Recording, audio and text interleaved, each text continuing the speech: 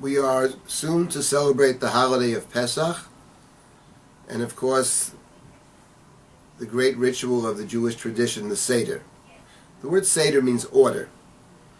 And in effect, what we are ordering at the Seder is two things. One is the meal, which in the Chumash, in the Bible, is the eating of the Paschal sacrifice. We have no sacrifice today, but we have things that stand in for the sacrifice. So the sacrificial meal, the great meal, which is eaten together with the matzah and the maror, that's one thing that we are doing at the Seder. We're eating. And the other thing that we're doing at the Seder, besides eating, is we are speaking. We are speaking, we are telling the story.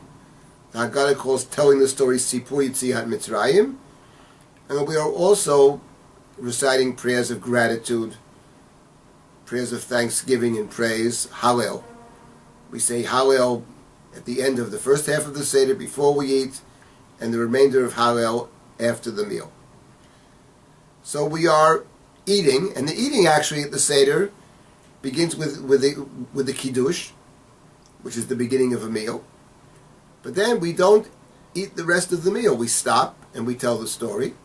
We begin Hallel, we eat, but then we finish the Hallel. So the Seder consists of the interweaving of these two central features of the ritual.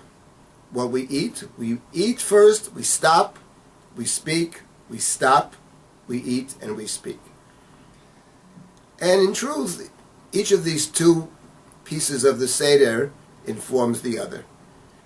On the night of Passover, we're going to eat the matzah, we're going to eat the maror, we're going to eat the afikoman, which stands in perhaps for the Paschal sacrifice.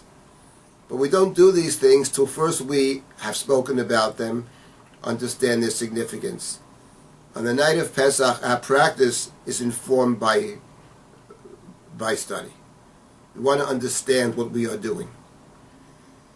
And from the other side,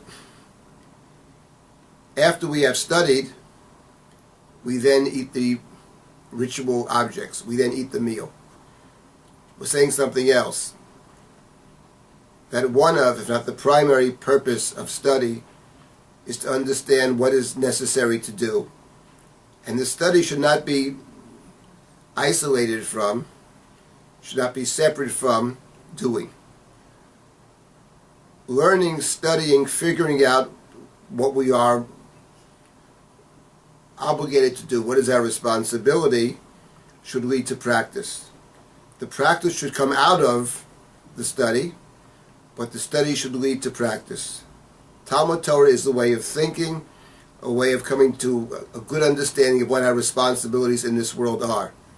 Mitzvot, the practice, is a playing out of the values that we have come to understand through our immersion in Torah study.